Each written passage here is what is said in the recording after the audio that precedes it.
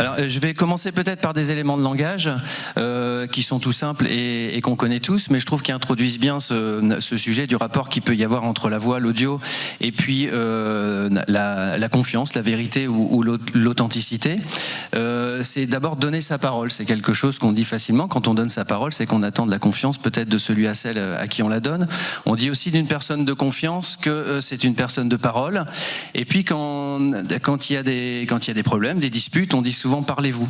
Voilà, dites-vous la vérité, parlez-vous pour retrouver la confiance. Et puis il y a aussi un petit retour aux sources. Alors c'est dommage parce qu'elle est partie, mais Amandine en était le merveilleux exemple. C'est que la première voix qu'on entend dans l'histoire de sa vie, c'est la voix de sa maman quand on est dans son ventre, avant même de connaître sa propre voix. Et c'est donc un repère, et c'est un repère de confiance. Alors il y a un sondage qui est paru il n'y a pas très longtemps, en tout début d'année 2021, sur la voix et sur le média audio. C'est paru dans le journal La Croix et qui disait, alors je ne vais pas vous citer tous les chiffres, mais en gros qui disait que le média audio était a priori celui qui était le plus crédible aux yeux ou plutôt aux oreilles des Français sur 52% des personnes interrogées, alors que juste avant, quelques semaines avant, il y avait le baromètre qui existe depuis 1987 et qui est toujours diffusé sur ce journal La Croix, qui nous disait que les Français avaient un crédit d'intérêt moindre sur l'information. Alors pourquoi il y a cette confiance en ce moment sur l'audio et sur les podcasts? Il paraît que ça dure depuis quelques années en tout cas, même si moi j'ai toujours été convaincu que c'était le cas. Je pense que déjà le podcast vit dans un univers qui est un univers simple et d'authenticité. Quand on écoute un podcast, si vous avez déjà écouté des podcasts, je vais schématiser un peu la chose, et à part quelques fioritures de design sonore, ça commence souvent par voilà, bonjour, je m'appelle Olivier et bienvenue dans ce podcast sur les omelettes. Alors comme je suis fan des omelettes, je vais vous parler d'omelettes. Comme Jennifer est championne d'omelettes, tout le monde le sait. Jennifer, peux-tu nous dire comment on fait la meilleure omelette? C'est évidemment parodié, mais c'est à peu près ça. C'est toujours dans l'authenticité et dans la simplicité. C'est un peu à l'inverse de la publicité. Ça ne veut pas dire qu'il y a un méchant, un gentil, mais en tout cas, le podcast est là pour raconter des histoires ou pour mettre en lumière, en valeur des témoignages. Donc ça, je crois que c'est une première chose. Alors même s'il y a de la pub, évidemment, il y a du pré-roll et du sponsoring dans les podcasts, mais ça aussi, c'est fait en toute simplicité. C'est-à-dire que les auditeurs de podcasts qui sont un peu allergiques à la pub savent très bien que pour faire un podcast, il faut un peu d'argent, et pour faire un peu d'argent, il faut un peu de sponsoring. Autre chose, il y a cette relation d'intimité. Et ça, je pense que c'est important pour la confiance, c'est que quand on écoute un podcast, on l'écoute en toute intimité. Je crois que c'est plus de 70% des auditeurs de podcast qui écoutent seul un podcast. Et c'est vrai que c'est plus pratique d'écouter seul un podcast. Alors ça se fait souvent sur les trajets pour aller au travail, donc dans les transports en commun, qui plus est avec un casque, en faisant du sport, en faisant la cuisine, en faisant toutes sortes de choses. Et il y a vraiment une relation intime dans ce média qui est assez rare. C'est-à-dire que quand vous enregistrez un podcast, il faut toujours vous dire que ça peut arriver directement dans l'oreille de l'éditeur. On le chuchote, on lui chuchote à l'oreille, ce qui crée là aussi une relation de confiance. Après, il y a aussi la notion du choix actif. C'est-à-dire que quand vous écoutez un podcast, on ne vous l'impose pas. Vous n'essayez pas de le zapper comme on le fait tous quand on regarde The Voice sur TF1. Le podcast, c'est quelque chose qu'on choisit. Je vais courir 20 minutes. Tiens, je vais me choisir un podcast de 20 minutes et puis je vais être en interaction avec la personne qui me parle. En tout cas, elle va être en intimité avec moi, elle va m'accompagner, mais j'ai fait le choix de cet accompagnement. Après, technologiquement, il faut dire que les podcasts, surtout les podcasts nouvelle génération natifs, sont nés dans un monde de technologie et de plateformes. Il n'y a rien de plus simple que d'écouter un podcast n'importe où dans le monde, même parfois sans connexion si on l'a prévu un petit peu avant. Et puis au-delà même du podcast, puisque là pour l'instant je parle de podcast, mais c'est l'audio en général, l'hyper-relation qu'il y a entre les êtres humains en ce moment est de plus en plus vocale. Je ne sais pas si vous avez des ados à la maison. Avant, je vais vous le faire quand même, je l'ai préparé. Moi j'en ai deux, 16 et 22. Avant les ados, c'était comme ça sur le téléphone, avec les 2 pouces. Maintenant, et vous pouvez le remarquer, c'est comme ça, donc c'est un SMS vocal et comme ça. Si on m'avait dit qu'on se servirait d'un téléphone comme ça, j'y aurais jamais cru. Mais en tout cas, c'est comme ça que ça marche. Donc il y a une vraie tendance. Après, il y a aussi tous les grands réseaux sociaux qui ont maintenant, les amis de Jacques Attali, qui ont maintenant tous leur appli vocale. Facebook, Twitter, WhatsApp, Telegram, oui, je crois que c'est Telegram aussi. Et et qui sont des plus faciles à utiliser. Donc voilà, tout ça c'est un ensemble de choses qui font, je pense, que dans cet univers de simplicité et d'authenticité du média audio et du podcast, même s'il y a aussi la radio dans les médias audio, mais ça, c'est tout compte fait un média qui est beaucoup plus ancien. Je pense que c'est cette relation qui fait la confiance. Si maintenant on transpose au monde de l'entreprise, alors je ne détiens pas évidemment la vérité, je vais juste vous partager cet exemple que nous vivons dans l'agence Pipo et Lola, à travers une marque que vous connaissez qui est Decathlon, puisqu'on les accompagne sur leur radio interne depuis 3 ans et sur leur podcast externe depuis qu'ils existent, donc à peu près 1 an et demi. Alors je ne vais pas vous raconter toute l'histoire, mais en gros le pitch c'est le cas d'ailleurs dans beaucoup d'entreprises, c'est comment faire pour communiquer avec nos salariés, pour leur envoyer de l'info. Ils ont 150 mails, voire 200 mails par jour. Ils n'ont pas forcément le temps de les lire, donc on va utiliser une radio. Donc ils viennent nous voir, le pitch est simple, c'est communiquer donc avec les salariés, donc faire une radio pour les collaborateurs, par les collaborateurs, et surtout une radio utile aux collaborateurs. Et puis c'est vrai que la radio, comme le podcast, c'est quelque chose qu'on peut écouter, c'est d'ailleurs le seul média qu'on peut écouter en faisant autre chose, la preuve, nous le faisons en conduisant.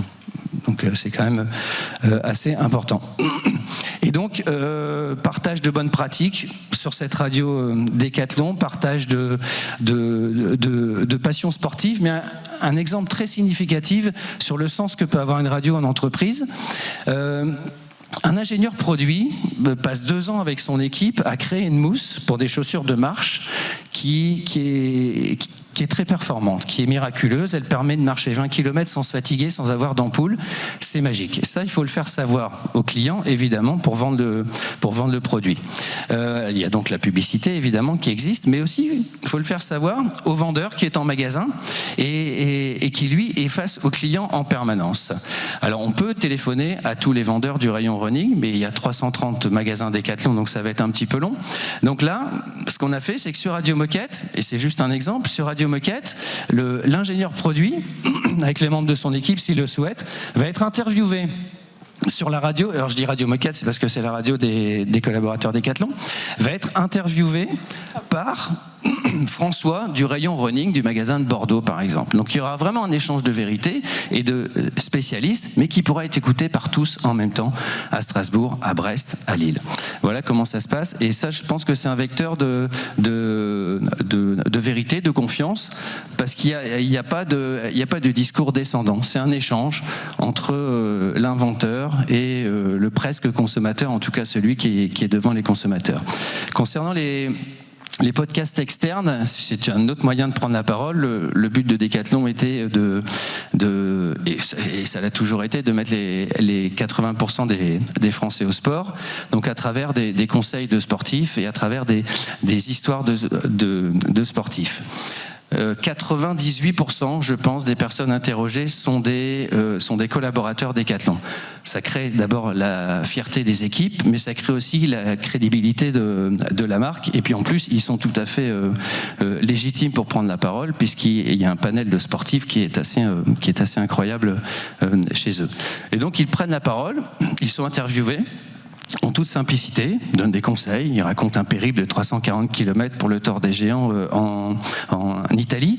Et là, pareil, je vais vous prendre un exemple qui est assez flagrant. Le premier podcast qu'on a enregistré, c'était l'histoire de Fatia Baouf. C'est une athlète marocaine qui fait la course de fond, qui est maintenant naturalisée en Belgique, et qui nous raconte son histoire qui est passionnante du moment où elle courait quand elle était petite sur les plateaux marocains, jusqu'au jour où elle a fait les championnats du monde. Je crois même qu'elle a le record du semi-marathon de Belgique. Et c'est une collaboratrice, c'est une vendeuse au rayon running dans un magasin en Belgique. Ce podcast a forcément créé la fierté de Fatia. Il était passionnant. Il a créé la fierté des équipes. Tiens, dans nos équipes chez Decathlon, on a un sportif de renom, alors qu'on ne connaît pas tous, parce que c'est pas du football, évidemment. Et puis, quelle crédibilité pour la marque. Il y a une étude qualité qui est sortie sur les podcasts, enfin, qui était demandé par Decathlon il n'y a pas très longtemps, et qui prouve que ce genre d'intervention donne de la crédibilité à la marque. Vous imaginez bien que si vous avez besoin d'une paire de running demain et que vous allez dans ce magasin belge, vous serez conseillé par quelqu'un qui a le record du semi-marathon, tout compte fait, en Belgique. Donc beaucoup de crédibilité sur la marque.